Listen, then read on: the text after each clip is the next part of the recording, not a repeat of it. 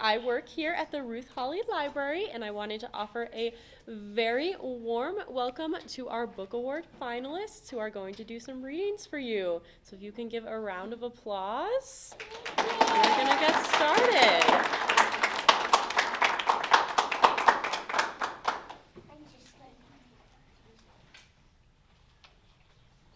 Hello everyone, good afternoon.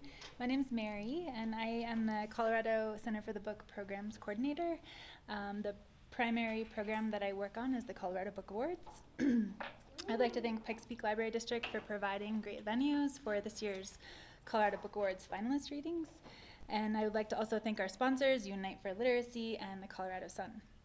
Today, I'm pleased to introduce you to 7 talented writers whose books have been named by Colorado Book Awards selectors as the finalists in the categories of children's, juvenile, and young adult literature.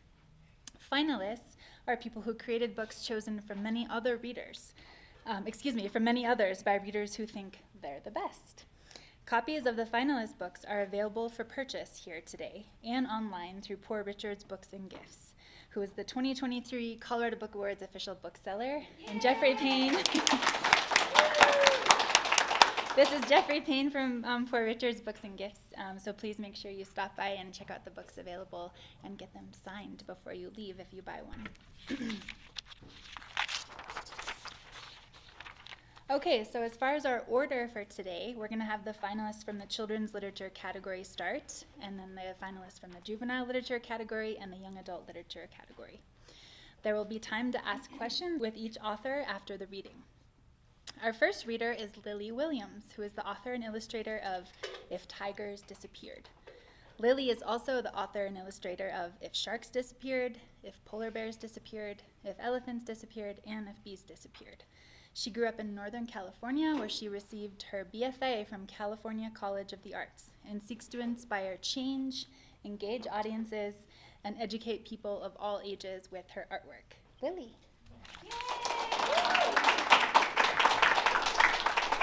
Do you want to sit or stand at the podium? I can stand. Okay. Hi, I'm Lily Williams. I'm the author and illustrator of If Tigers Disappeared, and thank you so much to the Colorado Humanities for making If Tigers Disappeared a finalist. I'm really appreciative of that. This book series came out of a place of curiosity for me.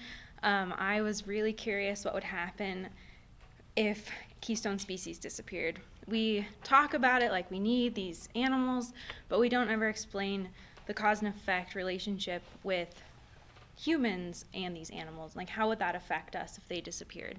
So these were really a labor of love for me, and they started as a way for me to answer the question for myself.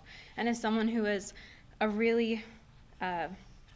someone who really struggled in school, researching and learning on my own time was something I spent a lot of time doing. So that's why I actually started researching these books, so I could learn this concept, and then it became a book series. The thing that I think makes If Tigers Disappeared different from the rest of them is that I really got to talk and research about the fact that Indigenous people are the best stewards of their land, and this book got to touch upon that, which I was excited to share in the book. So let me read it. If Tigers Disappeared, written and illustrated by me. These are the Bilinjaranga BR Hills in India, home to the Bilinjarangantha Swami Temple Wildlife Sanctuary. This area, located in the eastern Ghats, is a lushly populated home to animals that jump, pounce, stomp, and roar. Tigers' ancestors can be traced back to Africa more than 2 million years ago. Over that time, they'd left Africa and moved into Asia, where they slowly evolved into the 9 subspecies of tiger, 6 of which are still alive today. The smallest subspecies of tiger is the Sumatran tiger, which can weigh 250 pounds and grow between 6 and 8 feet in length, while the biggest tiger in India is the Siberian tiger. which can weigh over 660 pounds and be over 10 feet in length. Most of the world's tiger population is made up of Bengal tigers, who mostly live in India. In 1990, there were an estimated 100,000 tigers in the wild, but from 1900 to 2000, tiger populations declined by 96% as human populations expanded. Tigers lose more and more of their natural land. Today, due to habitat loss and poaching, fewer than 4,000 tigers remain in the wild. As apex predators, tigers rule the vast forests, swamps, and mountains they inhabit. A single tiger's territory can be over 25,000 acres of land. There's a little map with the example of Manhattan. If Bengal tigers disappeared, the populations of sandbars, cheetah, and other large mammals that tigers eat would grow out of control. Large mammals help maintain the landscape by eating, denning, and walking through large areas of forest. With few other apex predators to help control the populations of these animals, their patterns of eating, denning, and walking through the forest would slowly erode waterways and change the landscape the water runs through. This would affect the plant growth patterns, making it impossible for some of the species of natural flora and fauna to survive. The combination of these events could completely alter the forest landscape. If the forest changed, smaller animals that call the waterways and plants home would quickly die out, without their usual plants and animals to live off of. Insects might be pushed into human areas, searching for new places to reproduce and feed. If insect populations changed, so would the world as we know it. This ripple effect, called the trophic cascade, can spill out across the world, affecting all forms of life. What might feel like a threat to a single animal population far away would actually have effects that reach your ecosystem as well. While humans have taken over a lot of the natural land that tigers inhabit, much hope lies with the people and what we can do to help tigers. Many indigenous communities who worship and protect tigers believe that tigers and people can coexist in harmony. However, some local people have had to resettle due to tiger wildlife sanctuaries being established on their land. The indigenous people are the best at maintaining their land and conserving it. And relocating people from their ancestral home throws off the balance of these locations. The best thing you can do to help save tigers is to learn how important they are to their ecosystem and to share this information, because if we were loud enough for them, they'll continue roaring in the wild forever.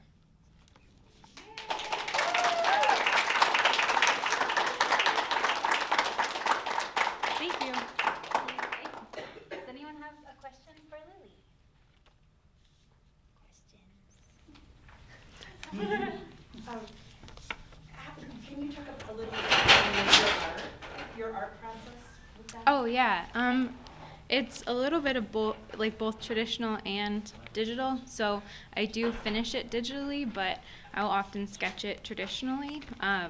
This book was almost completely digital, and I use Photoshop to actually draw. So I'll do it in Photoshop, and then many layers of painting ends up with a book. Yeah, thank you. Did you intend it to be a series, or did you not? I didn't actually. So it started with sharks, which are my favorite animal. And so the exploration that I wanted to do was explore why people were talking about what would happen if sharks disappear, but no one was explaining it. So they kept saying, sharks are important, and then like the conversation would end. And I was like, why are they important? Like, what's going on? What's going to happen if they disappear? So actually, it really started off as a personal project that I embarked on to just research what would happen if they disappeared. And I thought, if I could explain that, then maybe people could care. And if I explained it to someone like me who struggled in school and wasn't very good at science, then it might be able to reach more people than someone who's very good at science and maybe doesn't understand how to make that communication bridge. So started with sharks, and then that book actually came out, and then they asked if I would make more, so I got to pick every other animal that I did. So all the animals I did hand pick based on like my curiosity, and then I also picked certain regions of the world that I wanted to explore. Specifically with tigers, I was really curious about how the indigenous relationship was, because I had read about the fact that they're relocating native people to different areas, like what Americans did, actually.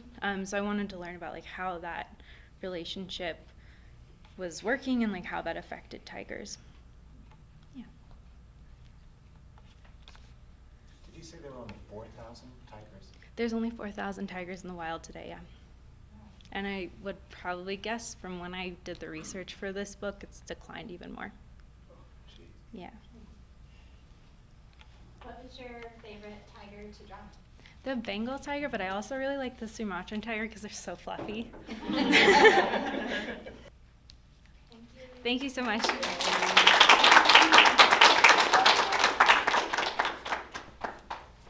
Okay, now we have a book called Swim Gym by Kaz Windness. Kaz is an author-illustrator who loves to make her readers laugh. When she's not writing or illustrating books, Kaz teaches illustration at the Rocky Mountain College of Art and Design. She's the author of 15 picture books, including Bitsy Bat, School Star, and Worm and Caterpillar Are Friends. She lives in Thornton. Kaz. And feel free to sit if you would like, or you can use the podium. Hi, everyone. I'm Kaz Windness. Thank you for the kind introduction. It is tigers and spiders and crocodiles. So this is actually my debut authored and illustrated picture book. Yes, I have other books, but I've written middle grade books. I've illustrated books, but this is the first time I've had my own voice on a book. So it's very special to be nominated. I'm very happy to be here. And as far as my idea for the book, I actually got this idea from the news. This is a real crocodile on a real pool noodle, and it says, yes, that's a crocodile on a pool noodle. No, the human didn't get it back. So this is somewhere in Florida, isn't it? Always. And this was the first drawing that I ever did of Jim. And I just drew one little picture and I put it on the interwebs, as you do, and it got the kind of response that let me know there was a story here that was worth writing. I was also a reluctant swimmer. I still might use a pool noodle. So this is a story about facing fears that I felt other readers could relate to. And as it's coming into swimming season, it's, you know, a good one to talk about that. So this is Swim Gym. And if you want to do the version, we do have kids here. There is a call and response I like to do with kids if you're up for that. It's a little different. Okay, awesome. So does anyone here know what an onomatopoeia word is? I bet somebody in the audience knows. Do you know what onomatopoeia, what is it? It's either something that sounds similar but means something different, or it looks similar and means something the same. Great answer. So for me, onomatopoeia words are words, so you'll see this on the first page so we can practice. Do you see where it says crick, crack, pop? So the words that we're using actually sound like the thing that we just said, right? No, so very, very close. So when I say the onomatopoeia words, if you'll repeat them after me. So let's start. Oh, Swim Gym by Kaz Windness. On a moonlit night in Swigwater Swamp, out hatched 3 baby crocodiles. Crick, crack, pop. Crick, crack, pop. Very good. Wiggle, waggle, wiggle, waggle, wee. Wiggle, waggle, wiggle, waggle, wee. Great. In went Kim, kerr splash. Kerr splash. In went Sim, kerr splash. Ker splash. In went, where do you think Jim goes? Jim's toe. Swim, Jim, called Sim. Maybe later, said Jim. Ha ha, laughed Kim. Jim can't swim. Is that very nice? No. Did your brother or sister ever tease you?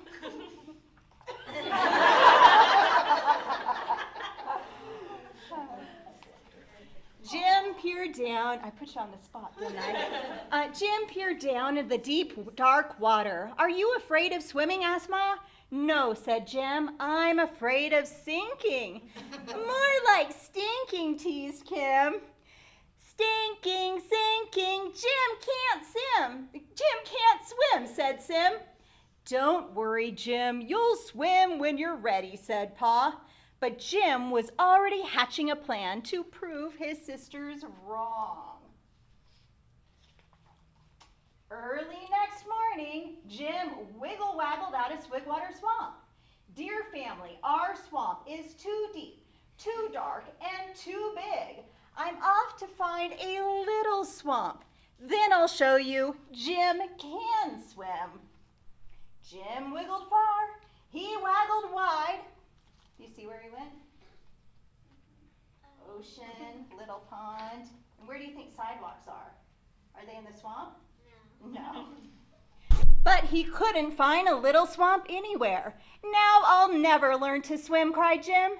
Just then, Jim heard a splish. Splish. You got it. You're the first audience that didn't say splash. Congratulations. Then he heard a splash. Splash. Could it be?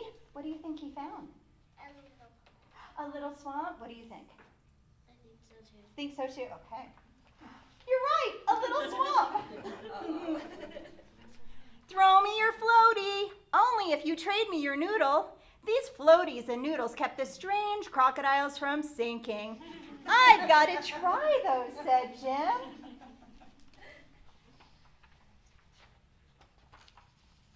How nice of them to leave their things for me, thought Jim. Now, this isn't an onomatopoeia word, but I think we have to say it. Cake! Cake! What kind of party is that, do you think? A pool party? A pool party, a pool birthday party. Jim must be around here somewhere, said Kim. Ta-da! What are you doing here, asked Jim. Looking for you, silly, said Kim. What are you wearing, asked Sim. These will keep me from sinking, said Jim. Do they really work, asked Sim. Only one way to find out, said Kim. Wiggle, waggle, wee. Wiggle, waggle, wee. Did they borrow his floaties? Yeah. Ker splash. Ker splash. Nice. Here I go, shouted Jim. Hey, I'm not sinking. Those floaties work, huh? Does anybody ever go on the lazy river, like at the rec center? That's my personal favorite. Uh-oh, Jim has a sharp nail. Pop! Pop! Help! I'm sinking! In the lazy river. No, we're floating, said Sim. Floating is nice, said Jim. But you could just stand up, said Kim. Oh, said Jim. But you could touch the ground, huh? Floating is only part of swimming, said Kim, but we can teach you. Can you make bubbles, asked Sim. I can make bubbles, said Jim. Plurp. Plurp. You see what kind of bubble that was? Not like that, silly, like this, said Kim. Flirpity, flirpity, flirp. Flirpity, flirpity, flirp. Very good. Now kick and waggle your tail, paddle your arms, blow bubbles, and take a breath when you need it. Flirpity, flirp. Flirpity, flirp. Splish, splash. Splish, splash. Wiggle, waggle. Wiggle, waggle. Whee! Whee! Thank you. I can swim, shouted Jim. Uh-oh, time time to go. Who showed up? The kids. The kids. How would you feel if you went to the pool and you saw 3 crocodiles in it? That'd be bad. The crocodiles might eat. Yeah, good notice. Wiggle, waggle, wiggle, waggle, wee. Wiggle, waggle, wiggle, waggle, wee. Are they borrowing some of those floaties? Yeah, they're buying it. All of it. All of them. Come on, take it, they're floaties. You naughty crocs, let's go back home. Watch me swim, said Jim. Jim can't swim, said Sim and Kim. Are they being mean again? Yeah. Oh no. Let's find out. If I can turn the page. The end. Without us. So they actually just wanted him to wait so they could swim together. Curse splash. Curse splash. All right, and here's the final page, and it is wordless. It is them swimming in their swamp together using the pool noodles. And can you look here? Can you tell what Mom is reading? Our book, the book that we're reading right now. And in the back here, we do have crocodile facts. I had to spend a whole day talking to the most renowned herpetologists in all the world to find out, to confirm for my publisher that crocodiles do actually fart. They do. And I also like to show you, there is, if you have a copy of your book and you haven't peeked under the dust cover yet, this is what's called an undie. So this is actually under your book jacket. Yeah. Thank you so much. Give me your question. Do we have time for a question? Oh, yeah. Okay. Questions? Question. Who on the publishing team made you confirm that crocodile flesh? So it was in the process of the bibliography. So somewhere in the copyright confirming the bibliography, they wanted me to make sure that there was, because we have crocodile fart facts back here. That I didn't want to pull out. Actually, my editor fought with me about the fart joke, but I had a toilet joke in there too, and so our compromise was, if you take Jim and the toilet out of the book, I'll let you leave the fart in the book. So, and it's funny because most kids don't notice the fart joke, or they're like, why did the sisters just put their face in the pool right after he farted? That's the thing they're upset about. Were there other questions? Awesome. Oh, Well, same when I asked Lily. I'm just curious about your artwork process. really similar to Lily. I steal all her tricks and tricks. I also like to draw, I think better on paper with pencil. So I do all my sketches on paper, and then I take a picture with my phone, I send it to myself on Facebook, just because I'm old. And then I put it in Photoshop, and I do all my coloring in Photoshop. So these are all brushes, textured brushes in Photoshop, and I use a lasso tool to select, and I spray in with textural brushes just so I get these layers and layers. I don't put a full texture filter over the top of it. I'm actually painting all of the texture into it. Great question. Awesome. Well, thank you so much.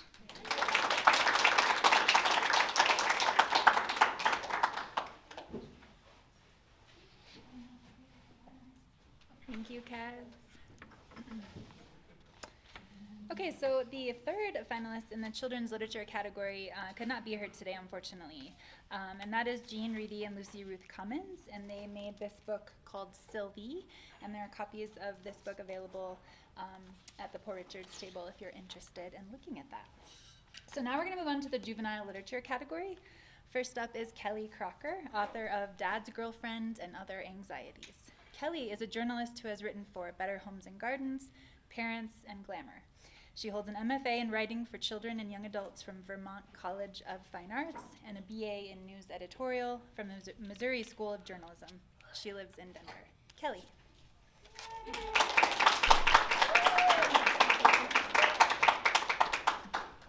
Whose idea was it that I would go after Kaz? I'm going to say, oh, you say no. Oh. No. Oh. Okay. I don't have any farts. I don't have any of the fun stuff. So this is my debut novel, Dad's Girlfriend and Other Anxieties. And debut means it's my very first book, and I'm very old, and I've been working on this goal for a long time, so I'm very excited that it came out. And thank you so much to the Colorado Center for the Book and Humanities Council. I really appreciate being a finalist. It's very exciting. So this book is about 12-year-old Ava, who lives in a small town in Iowa, and she's recently been diagnosed with an anxiety disorder, and she does not want to go with her dad to Colorado to meet his girlfriend and the girlfriend's daughter. And Ava's mom died when she was just a baby. So I'm going to read two little parts for you, one at the beginning and one at the end. Oh, I gotta catch my breath. So this is at the end of chapter 1, and what's happened is Ava has finished her last day of 6th grade, and she and her best friends have driven far away because in rural Iowa, everything is really far apart. So every year on the last day of school, they go and have ice cream sundaes. So she's just gotten home from that, and she's still trying to convince her dad to let her stay in Iowa while he goes to Colorado. This feels so sudden, Ava said. Since she'd started seeing Dr. C, Ava had learned she didn't do well with change and needed extra time for transitions. Dad sighed. You've had a whole week to think about it. A pile of bright green lettuce leaves sat on the counter. Ava picked up a handful and ran it under the tap. Her stomach hurt. Did she have food poisoning? Could hot fudge go bad? Remember what Dr. C said? Too much time isn't good either. Dad peeled a carrot. And what about avoiding stressful situations? What did she say about that, baby Ava girl? Now Ava sighed. It makes them worse, she mumbled. That's right. He turned to look at her. Traveling, meeting people, those are all part of life. Colorado is beautiful. It'll be good for you to see more of the country. Ava didn't want to see more. She wanted to stay home where she belonged, with her dog, her friends, and her family. This was a truth as strong as gravity. Spongy bits of black soil clung to the lettuce. This morning, it had been growing happily in the backyard. Did you know cute little ground squirrels can kill you? Ava had uncovered this horrifying fact during her class's last media center session. Dad stopped mid-slice into carrot. What? They can give you plague, Dad. You have a 50-50 chance of dying. Well, if you don't go to the doctor, but still. Dad set down his knife. What are you talking about? Colorado. Wasn't he listening? It's super dangerous. I'd never put you in danger, Ava. He frowned. Wait, have you been trying to find dangerous things in Colorado? If she had, it wouldn't have been difficult. I've been learning about it. It wasn't Ava's fault the state was so terrible. Dad removed his glasses and pinched the bridge of his nose. All places have dangers, but the mountains are bad. They're like magnets for nature, Ava said. Even Denver, it doesn't have mountains, but the air is too thin. Did you know it's called the Mile High City? You can get sick, stop, and die. The air can kill you, Dad. Dad returned his glasses to his face. Ava, are you feeling anxious? The question put her whole self on red alert. Dr. C had said it was important for Ava to learn to identify her feelings and name them. But she talked about feelings like they were Legos, easy to recognize and sort by size, shape, and color. Ava's feelings were like Dad's mystery soup, a bubbling mishmash. How about some belly breathing, Dad asked. Since learning the relaxation technique, he thought it was the answer to everything. I don't need belly breathing, Ava stomped her foot. I just need to stay home. So that's the end of chapter 1.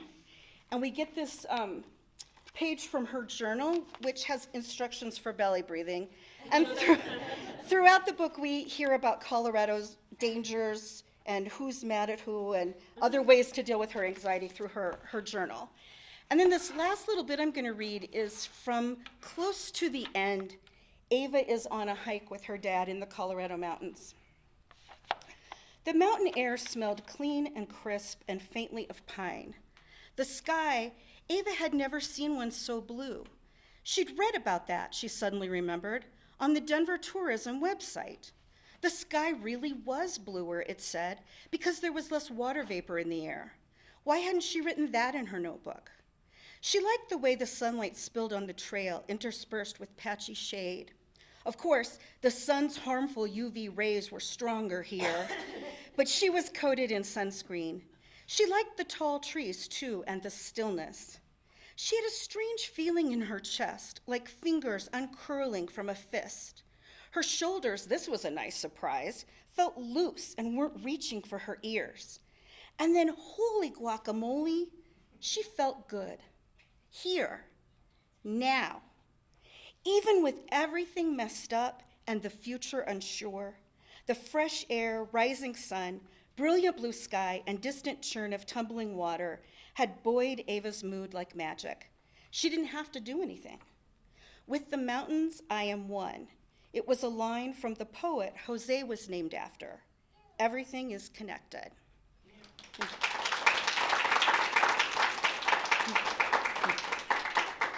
So I lived in Iowa for about 100 years. And my husband got a sudden surprise job offer here in Denver. And our son had just graduated from high school. So I knew nothing about Denver. I knew no one in Colorado. And we thought it would be a fun adventure. And it was. And I was surprised by how different it is from Iowa. And so I wanted to write those things down before I didn't see them anymore, all the things I thought were interesting and cool and bizarre and scary. And at the same time, I was diagnosed with anxiety when I was an adult in the 1990s, the late 1990s, so not so long ago. And my anxiety had been under control for a really long time. And moving here just, it all came out. So I didn't set out trying to write about anxiety, but it just came out in my story as I wrote it. And after I finished the rough draft in December of 2016, I started researching young people in anxiety since I wasn't a young person with anxiety. And although I think I've always had it, it just wasn't diagnosed. And I was surprised in 2016, even before the pandemic, that doctors were really concerned about anxiety in young people and that it was a growing issue that needed to be dealt with. So one thing that was really cool is that my editor actually was diagnosed with anxiety as a young person. And she said it was okay for me to share that with everybody. So having her experience too was very helpful in writing that. So yeah, both of those things were what inspired me for this story. What was your favorite, scary fact about Colorado that you learned while researching? Oh my goodness, why didn't you warn me? Sorry. Oh, I don't know. The plague The plague squirrels. Yeah, it's so cute. They have these little squirrels all over the book, like in different chapter headings. The little squirrel is running all over. Oh, Samantha, I am just drawing a blank. I think there's just, taken as a whole, I think there are a lot of things that are scary. And this is another thing that I try to tell people is that Ava isn't wrong. Like, I love Colorado, and I fell in love with Colorado, and I had a lot of fun writing her negative view. But there are a lot of things that are dangerous and scary in Colorado. The problem is Ava doesn't have the tools yet to deal with her anxieties, and she doesn't have the perspective so that she can assess the risk. And really, her dad's trying to do that for her, but she feels like she's doing it on her own. I just noticed them. I'm so glad they could come. So I think part of the problem is it's just the perfect storm for her, that she's not used to meeting people, and she has to spend 2 weeks with this woman who her dad allegedly loves, and the daughter is 12 and a daredevil and very opposite Ava. So it's just kind of like the perfect storm for all of her anxiety to come out. So probably the ground squirrels. But also ghosts. That's all I'll say. Google it. Google ghosts in Colorado. Anybody else have any questions? Thank you so much for being here. I appreciate it. All right. Next up is Jessica Speer, and she will read from her book titled Middle School, Safety Goggles Advised, which is illustrated by Lesley Imgart. Jessica is the award-winning author of BFF or NRF, Not Really Friends, A Girl's Guide to Happy Friendships. Blending humor, a dash of science, stories, and insights, her writing unpacks the social stuff that peaks during adolescence. She has a master's degree in social sciences and is regularly featured in and contributes to media outlets on topics related to kids, teens, parenting, and friendship. Jessica lives in Steamboat Springs. Jessica.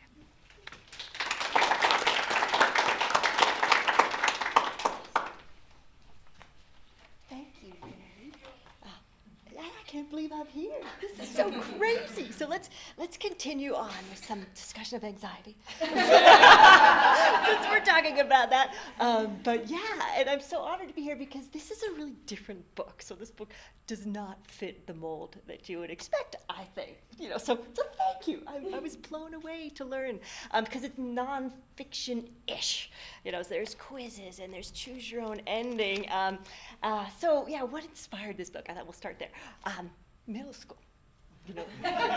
So let's hear some one-word statements of things that you might remember about your middle school years. Maybe we have some middle schoolers here. One word if you had to describe middle school. Okay. Traumatizing. Anybody? As a teacher, it was exhausting. Exhausting. With COVID? Did you say? What'd you say? COVID, yeah. Oh. Embarrassing. Smelly. A little stinky, yeah. So middle school it's weird, and I think ever since I was in middle school, I was trying to figure it out. And then my first daughter hit middle school, and it all came flooding back. It's like, oh yeah. So I want, as a writer, I was like, can I write something that might help, through this interesting time of life? So, as a social scientist, I was like, well, I better start with research, So I wiggled my way into 7th grade classrooms and asked the question, what is the trickiest thing about middle school? And asked that again and again, and we talked in small groups. I gave slips of paper because sometimes you can't get kids to say anything out loud, and gathered all these responses, and I came up with the top 10 list. And I thought, okay, what if I unpack that? What if I unpack that in a way that helps explain these behaviors, but in a fun way? So since I know you're wondering, the top 10. Okay, here we go. You ready? This is in order. I'll start with 10 because, okay, this is the most highly responses from kids. 10, stress. 9, peer pressure. 8, conflict aggressive behaviors. We touched on bullying there. 7, social media. 6, gossip and drama. 5, the ins and outs of cliques and groups. 4, crushes and warp speed dating. 3, the whole popularity thing. 2, changing friendships. And 1, harsh judgment. So don't worry, there's a happy chapter in here. So so chapter 11 is, hey, there's cool stuff too. But I didn't want to ignore the hard stuff. I mean, that's what I really wanted to do, is unpack the hard stuff and hopefully help kids navigate. So I had to figure out, so now I have this data, this stuff that is really hard for kids, that how can I make anybody actually want to read a book about that? So when I was in middle school, I loved choose your own ending stories. So I thought, choose your own endings, okay? And how cool, because you can actually read through some really common scenarios and figure out how you might want to respond. And so the scenarios in this book were things I heard over and over again. So I kind of created some scenarios about those, but also fun, weird facts and lots of insight from peers. So what I was blown away from when I was talking to kids is the wisdom they had, about their lives in middle school. So I put that in there too. So it's a real mishmash of all that stuff. And my publisher realized the need to make it engaging, so they kindly let me also do really fun fonts. And this amazing illustrator, Lesley Imgart, she's a cartoonist. She did some cartoons. So a way to make it really accessible to kids. So that was step 2, try to make this fun. Step 3, and I know the writers in the room will maybe understand this, is when you as a writer freak out, you're like, oh my God, is this any good? Do I have this right? So step 3 for me was kind of putting it back to my beta readers, which were middle schoolers, and also some school counselors and some psychologists, and make sure I've got it right, that what I'm saying is hopefully, right and helpful. And then, eventually the book comes out, which is a miracle. And here I am today. So, yeah. So I thought what I would read is one of the choose your own ending scenarios. And since some of us might have been in middle school before social media, let's read the choose your own ending on social media. Okay. You choose the ending, quest for followers. You recently joined a new social media app that everyone is talking about.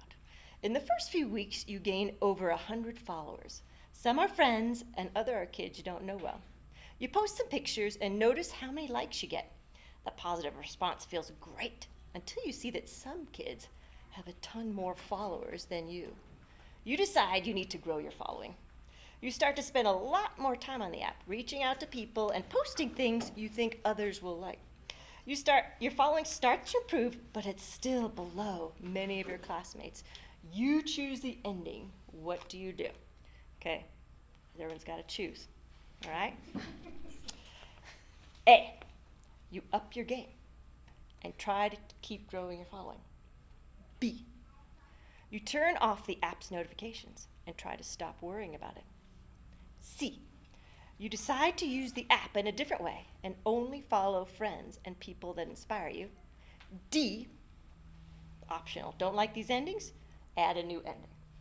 So that's always there because, who knows? They might not like any of these endings. All right, so everybody knows what they might have done. Okay, perfect. Turn to page 91. Okay, here we go. You choose the ending. Quest for followers. Continue. You decide you need to grow your following. You start to spend a lot more time on the app, reaching out to people and posting things you think others might like. Your following starts to improve, but is still below your classmates. You choose the ending. What do you do? Okay, those of you with ending A. A, you up your game and keep trying to grow your following. You've only been on the app a few weeks after all. With more time and effort, maybe you can gain hundreds of followers. You spend more time posting photos, liking posts, and finding people to follow. Perhaps they will then follow you. You start having a hard time keeping up with the long feed that now includes many people you don't even know. You begin staying up late to keep up with posts and wonder if all this time and effort is worth it. Okay. Ending B, for those of you who chose B. You turn off the app's notifications and try to stop worrying about it. You realize you've been a little obsessed with gaining followers the past few weeks. You hope that by turning off notifications, you will not be so sucked into the app. You make an effort to get together with friends more often and only check the site a couple of times a day. It still feels a little weird that you don't have as many followers as others, but you try not to think about it. You know that has nothing to do with who you are as a person. Okay, C. You decide to use the app in a different way and follow only friends and people that inspire you. You go through the list of people you follow and scale back to only people you really know. Then you start to follow some inspiring people that are doing amazing things in the world. You also begin to follow things related to your hobbies and interests. You notice that you're spending more time offline doing your hobbies. You are seeing and learning. What you're seeing and learning is inspiring you to make the world a better place too. Then, of course, there's ending D. Does anybody have D and want to share what they would have done instead? Yeah, delete the app! Run! So that's just a little bit about middle school safety goggles advised. Is there any questions? Oh, thank you.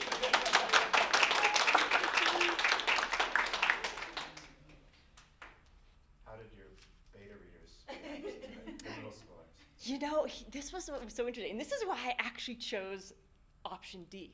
I noticed that they all had such different responses to those stories, So some people would do this, where others like, oh no, you could never do that, So it made me realize that, okay, of course these kids are really diverse, and so I wanted to give that option to.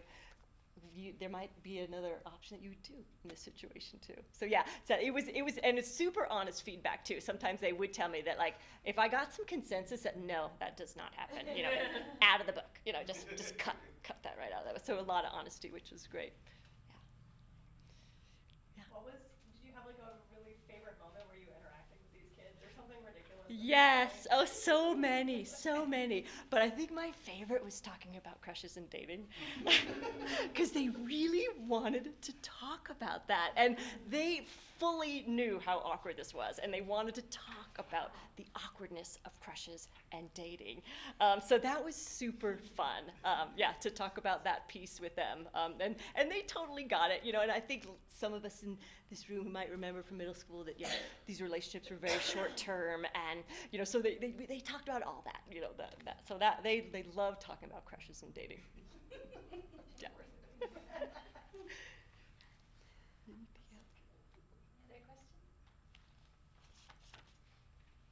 Thank you.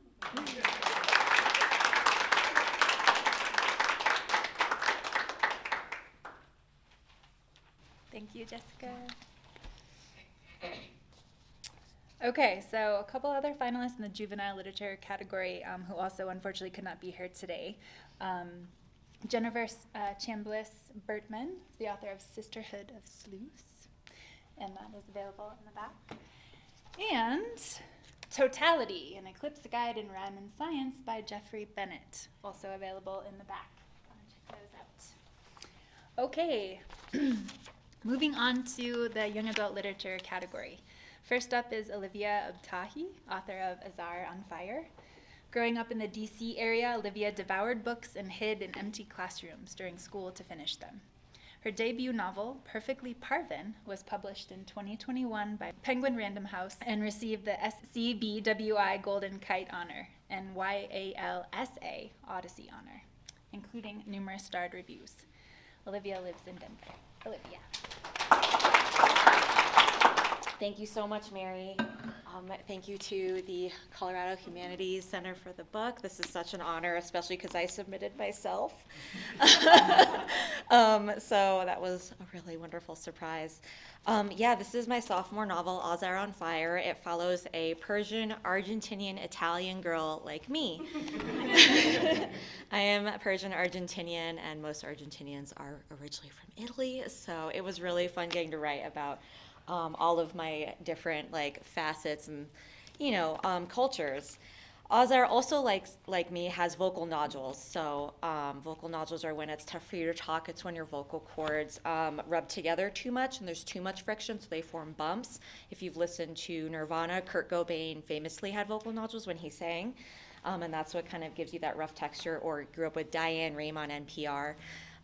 Love her. It's painful to talk at times, and living in Colorado does not help. But I really just wanted to write about, these parts of myself. It was my second book, and the book follows 14-year-old Azar Rossi as she struggles with these vocal nodules, stays at home, writes song lyrics in her book, kind of has no friends. She's a multi-instrumentalist. She's just got a MIDI computer. She's playing the guitar on her own. She's got her drum pads. She's obsessed with music and songwriting, but she's never actually played for anyone before. So when the opportunity to play for the school's Battle of the Bands comes, she does something she never thought she would do before, which is make a friend. So she has to kind of team up with an unlikely group of people, one being the star athlete of the school who turns out to have a beautiful voice, and he learns to sing her lyrics from her notebook. So I'm going to start with just the first chapter. I haven't been able to read it before because my voice gives out after practicing, so Mary, you just let me know. Thanks. Apologies in advance. You're probably wondering why the book you're holding in your hands is full of such underwhelming garbage. I know. I feel the same way. When Dad gave me this fancy notebook for Christmas and said it was to share my lyrics with the world, I thought he was joking. Why would I share my lyrics? There's already enough pain and suffering on this planet. Azar, I see you writing down songs on all these old scraps of paper. It's time your words had a home. Even if you can't sing them out loud, you should still keep them. And then he pretended to strum his air guitar, and Nana smacked him upside the head with a wooden spoon and told him to serve dessert, even though we were so stuffed and could barely eat a sesame seed. But you don't mess with Italian grandmothers from Jersey, especially during the Feast of Seven Fishes.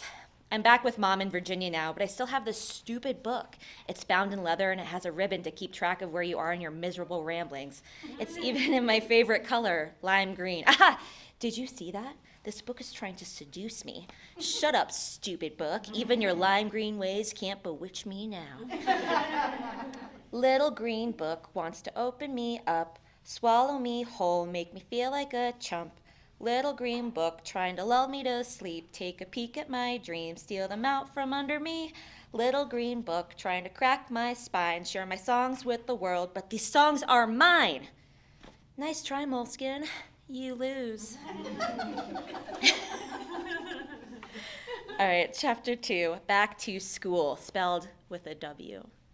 Okay, just so you know. Skewl, sorry. My editor was like, is that too 90s, Olivia? And I was like, I don't care.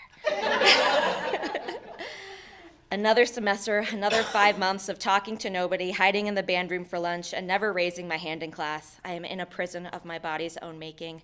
Worse, I am out of Pop-Tarts. Just then, Mom sticks her head into my room. Her brown curls a ball of positive energy and argan oil.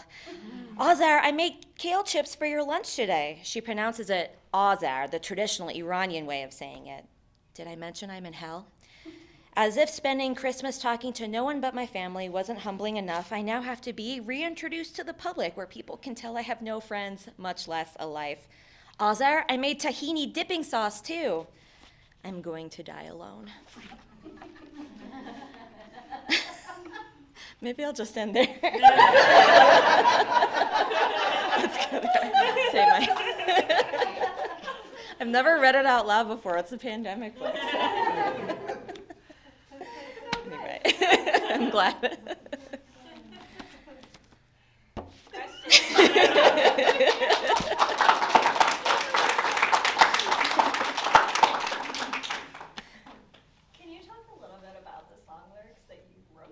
Yes, I, for copyright reasons, had to write all my own song lyrics. Maybe budget reasons is a better way of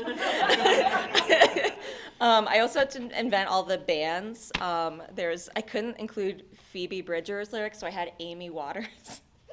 I just you'll notice throughout the book, you're like, I know that band, it's just not spelled that way. So yeah, I did all the song lyrics, and then when Azar's bandmates, like school lacrosse, Golden Boy Eben, has his songs. I wrote songs for him, and then I had to invent the lyrics for the bands she listens to. I loved reading lyrics as a kid, and I blame Redwall with all of the books that Brian Jakes wrote with all of the fun songs the Badgers were always singing. I don't know. I just love that as a kid. I love also. Movies that are let's make a band, like Sing, Street, or High School Musical, any of the John Carney movies once, Begin Again. I love when they're all let's get this unlikely group of misfits together and make a band. Usually that's a Marvel movie with superheroes, but here it's a low-key band. So I just love that genre of there's lyrics and songwriting. It's just, I think after, your first book, you're just well, what do I really want to write about now? Let's just have fun with it. So my daughter, who was there, I had a little Dhaka tot. She'd just been born, and I put her on my desk, and I'd just be let's just have fun, because I'm still nursing and sleep deprived. So that's why the song lyrics are there, just because I love writing them. Do you also play? It seems like it'd be hard to write about music if you don't also play. Do you play? I play the bassoon.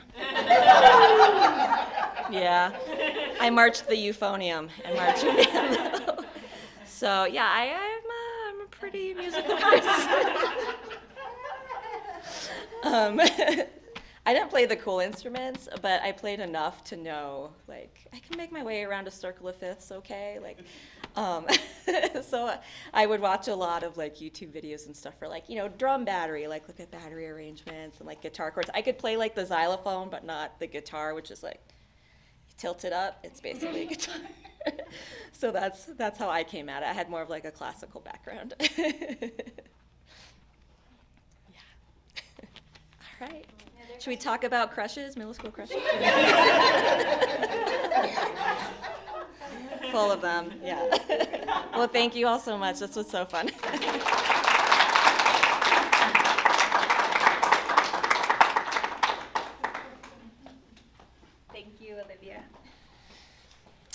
next up is Samantha Cohoe, author of Bright Ruin Things. Samantha writes historically inspired young adult fantasy.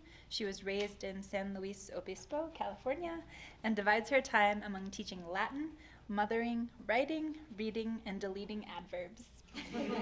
A Golden Fury is her debut novel, and she lives in Denver. Samantha?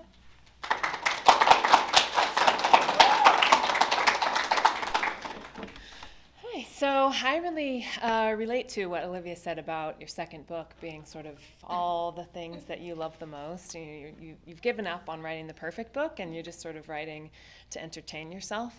So Bright Ruin Things is kind of a mishmash of a lot of my favorite things. I realized when I was about halfway through it that I had taken like all of the names from my favorite like early 20th century British novels and some American ones too. It's got rich people behaving very badly. It's got like family drama. It's got a big party. It's got secrets, and it has a lot of like clothes. So yeah, that's most of my favorite things. And the plot of this book, there is magic. It takes place on an island. We pitched it as The Tempest meets The Great Gatsby. So the magic and the island, that's sort of the Tempest part. And on this island, a rich, powerful family called the Prospers have harnessed magic from a mysterious power source. And every year, they all come back to the island, and they have a giant party. And this year, they all come back with their secrets, and over the course of one extremely eventful day and night, all of those secrets come out. Okay, and our protagonist is May. May is the sort of forgotten ward of this family. She's like the daughter of a servant who died, and she's kind of hanging out, hoping to get noticed, but also hoping not to get noticed unless they they might kick her out.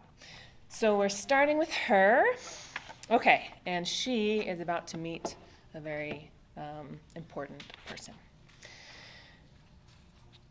Okay, the back of the house was perhaps even more splendid than the front.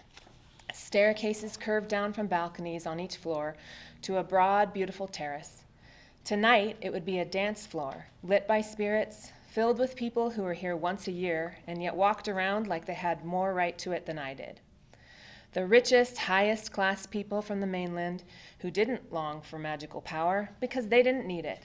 They had their places at the top in the world they came from. They were happy to take the island's magic, processed into ether, and add its clean, powerful energy to their luxurious lives. Enjoy a magical party that commemorated its discovery. First night. Tonight, I had to do more than enjoy it. I approached the back door with slow, quiet steps. No one appeared to be here, which for a moment sent my pulse racing, suspecting some trap of heiresses. Then I saw him. Ivo. He stood with his back to me, facing an alcove under the sweeping staircase. He wore a suit coat that had been beautiful and new a couple of weeks ago, and yet somehow was already shabby. His hair was long, greasy, and unkempt. Lady Vivian would have to take him in hand before tonight. They couldn't have Lord Prosper's eldest grandchild and heir looking like an eccentric hobo, even if everyone already knew he more or less was. I took a quiet step backwards. I'd done my very best to avoid Ivo since our last conversation, if you could call it a conversation, when one party had screamed furiously at the other, who had silently run away. I cringed remembering it. I wish I'd at least managed to scream back. It occurred to me that Lady Vivian might want help with Ivo again. My stomach clenched. Lady Vivian had seemed mildly pleased with the awkward, halting friendship that had started to form between Ivo and me those months ago.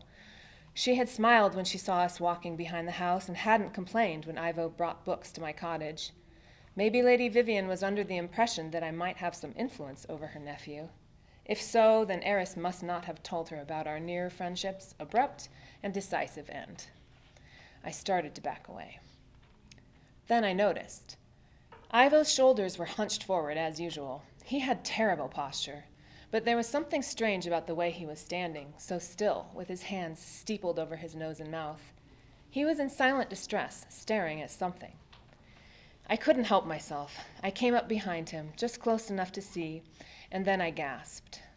It was one of the house spirits lying in a dissolving pool of its own translucence, a faint purple puddle on the tiles.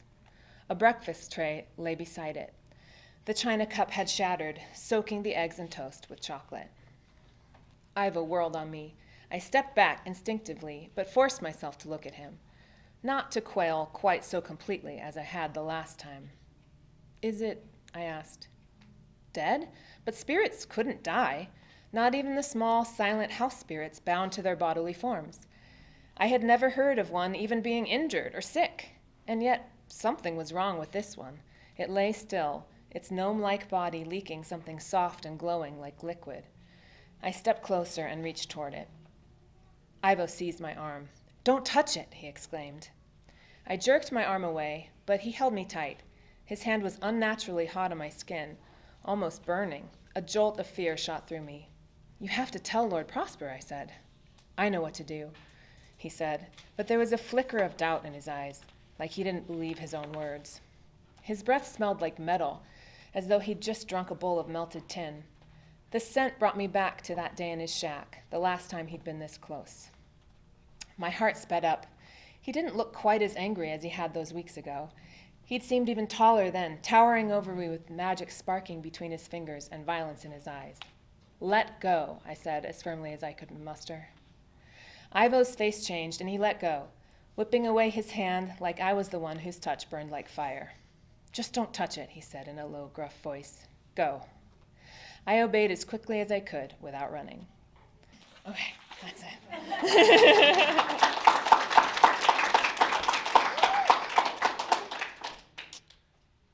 Any question? Yes. Does your knowledge of Roman history impact your storytelling? Yeah, I would say my knowledge of history broadly is very impactful on it, and then particularly Roman history, actually, yes, because I don't know, Roman history is like, well, maybe all history is really gruesome, but Roman history is very gruesome and very obsessed with like class, and class is something I'm very interested in writing about, especially in this book. Yeah. Yes. I'm always curious, how many years did you put into this? For any Oh boy. It only took me about 6 months to draft it, but that is just the first draft, so then I mean, Kellye can, I'm sure you didn't have to rewrite yours as many times as I did mine. Actually, Kellye can tell you it went through quite a few revisions. Actually, one of the biggest ones was I changed it from third person to first person, which seems like it would just be changing a lot of pronouns, but it's not. Yeah. Yes. What are you most proud of in the book? I am most proud of the ending. The ending came to me like as one of the very first things about the book, and when I was writing it, like the climax through the ending, just like really poured out of me. It was the most fun I've ever had writing anything, and I still, when I go back and read it, I'm like, this is awesome. Like, wow, magic happened here. Yeah, definitely the ending. Yes. What's going on with me and Ivo? Ooh. I guess you'd better read the book and find out. I'll put a sticker on it for you. It's very complicated. There are a lot of things going on with May and Ivo, and it kind of takes the whole book for you to figure it out. Yes. What was the most challenging part, and also, I guess, related to that, the second book? Like, was it hard to write a second book after you wrote the first book? I wrote this before my first book came out. So I had sold The Golden Fury, and I actually wrote this while I was still on submission with The Golden Fury. So I not only had it written before I sold, this book, but I had it written before I sold my first book. So the sophomore experience that authors talk about of like, oh, I had all these years to write my first book, and then I had to write my second book on a deadline. I didn't have that. The whole, there's an audience, and the soul-crushing experience of reading reviews and like your book going out into the world and people reacting to it. And that I didn't really have until after this book was already written. I had that when I was writing another book. And yeah, that was hard. That took longer than 6 months. Yeah. But this one was delightful. I just, I had no idea what it was all like. Yeah. All right, thank you.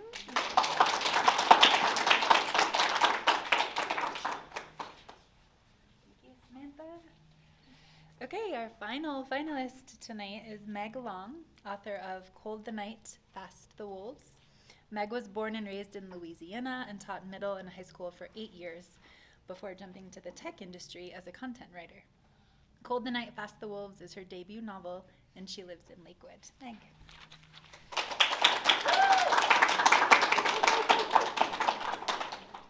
This podium did not look this big when I was sitting down. I'm just going to stand over here. Hi, I'm Meg. I am the author of this book, Cold the Night, Fast the Wolves. And I have to say, this has been like the most fun I've had at a book event in a while.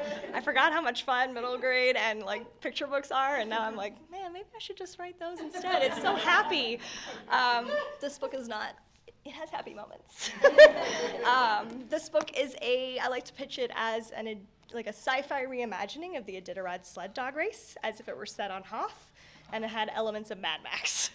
So there's a lot going on. It's a survival story. It's about a girl who's lost her family and is living alone and doesn't like people. And she kind of double-crosses a gangster accidentally on purpose and ends up running away from him with his prize fighting wolf. And the wolf is a fighting wolf, not like a friend or a dog or a pet, but somehow they start forming a bond, and they have to learn to survive this sled race across this wild tundra with ice goblins and giant bears, and lots of rough survival moments with other sleds, and people chasing them. So it's pretty intense. It's not really funny, although I usually write funny stuff. This one was not. I don't know where it came from. It also came out really fast, and it just kind of existed like that. I'm not going to read from it because it is sci-fi, so it's a lot to get into, but I am going to talk about how awesome sci-fi is. It's easily my favorite genre, but it gets a tough rap. A lot of sci-fi books are very dense, full of complex politics and science and space. But sci-fi that's written for teens, on the other hand, is usually lighter, more focused on the adventure and the characters, and it doesn't have all of those complicated things that can make reading feel difficult. I am actually a very lazy reader, and if something is too much, I will just not finish it. So that was why my goal when I started to write this was to create a sci-fi book that would introduce teens to science fiction in a way that was kind of light on the science but heavy on the characters.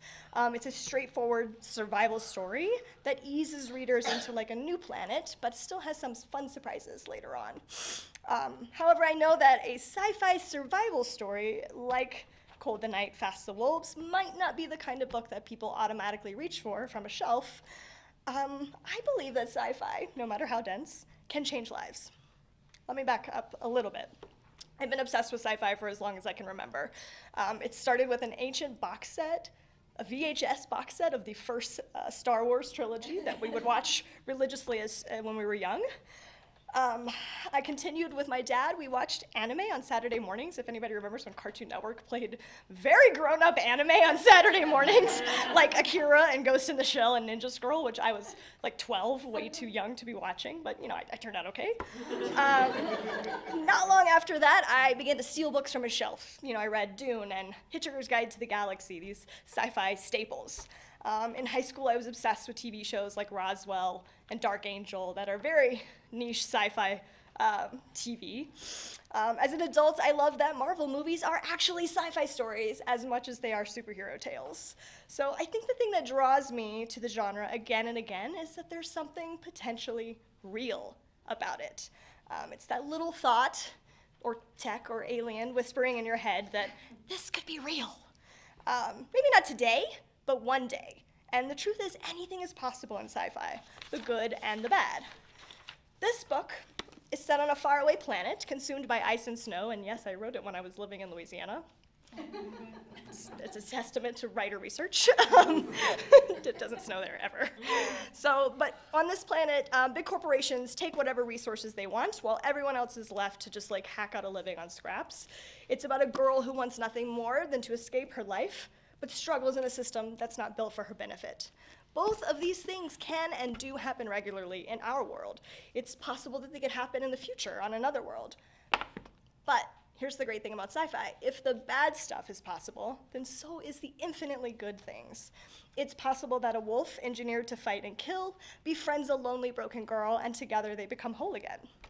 It's possible that through each other they learn to face a wilderness of ice goblins and killer bears and evil gangsters.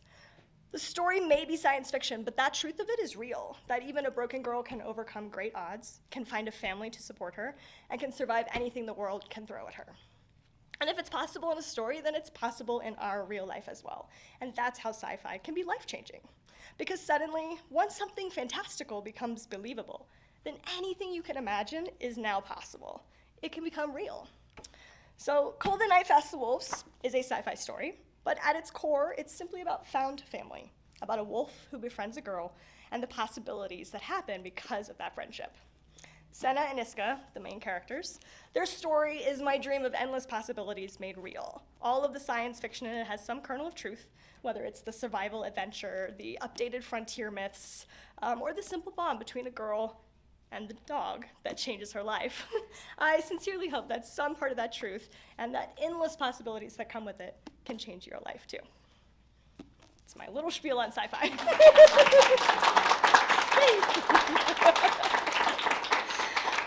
I didn't read a lot, so you might not have questions about the story, but feel free to ask anything at all. Yes? I love the title. How did you choose that? Funny story. I will try never to have a title this long again, because while it is beautiful on paper, when people ask you, like, oh, you wrote a book, what's the title? And you say, Cold the Night, Fast the Wolves. They're like, what?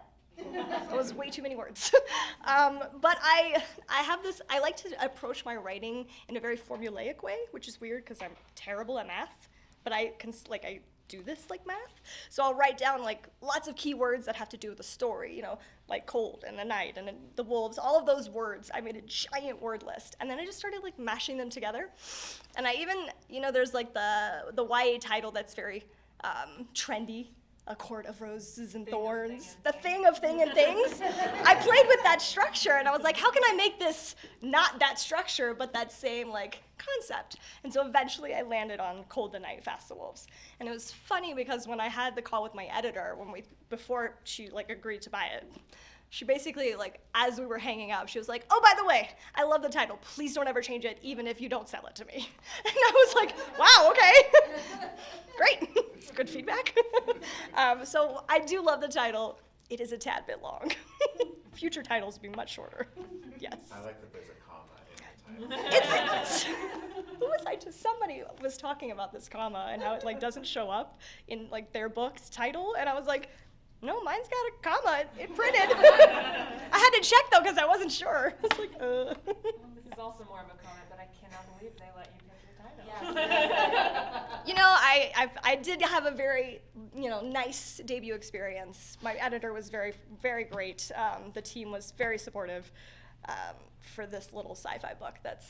Sci-fi doesn't get a ton of attention in YA. I'm not trying to rag on my own genre more, but it's very much forgotten for fantasy. Which is just, you know, I love fantasy, don't get me wrong. So I can't really complain. You know, I had a pretty good experience for this little book. Yes. Where did your idea come from? It actually came from a really specific event. So there is this Iditarod female sled racer. Her name is Blair Braverman. You should follow her on social media because all she does is post pictures of her dogs. It's amazing. But she's raced the Iditarod a couple of times now, and she's also a writer. So she's really great at Twitter, which I am not great at. But she's really great at telling a story in like a tweet thread. And so she was telling this story about one night on the trail. If you don't know about the Iditarod, it's a sled dog race in Alaska. It's 1,000 miles across complete frozen wilderness. And they race at all times of day, sometimes really late at night, sometimes it's daytime but it's dark, so it's kind of crazy. But she's telling this story about how it was late at night, she had all her dogs, they were alone on the trail, and she started seeing something in the trees, like following her. And she thought she was hallucinating, which is a common occurrence when you are out all night in the wilderness with dogs sledding. Apparently, they hallucinate all the time. This really did happen. I hope the dogs don't hallucinate. So she's like really worried that she's like hallucinating this thing chasing her in the trees, and it's dark, and the thing following her looks very dark, and she's like, is this a demon? And so then her dogs start to like look and react to the thing chasing her in the trees. And you're reading this tweet thread like, oh my God, what is it? And you get to the end and she's like, and that's how I learned that there are racers who run the Iditarod Trail at night in full black suits. Oh. It was a person running the trail. I don't know how they survived, but they did. But so that whole image stuck with me, like this girl alone with her dogs, and they're like reacting to this demon chasing them in the woods. I was like, what is that story? And so that was the kernel of it. And then I looked up everything that has to do with sled racing, Balto, wolves, Call of the Wild, Stone Fox, so many of these old classics, White Fang, Call of the Wild, and I just like put them all in this wild sci-fi book. So it's a lot of that energy. But yeah, that was the inspiration. This crazy tweet. Did you tell her? I have sent her a copy. We have had correspondence. It's very cool. She's very nice. Again, great dog pictures. If you're a dog person, you will like this book. The wolf does not die. This is my one spoiler. I feel like that's an unacceptable spoiler. Any other questions? It's okay. Thank you so much for having me, and thank you everybody for being here. Thank you. It's amazing.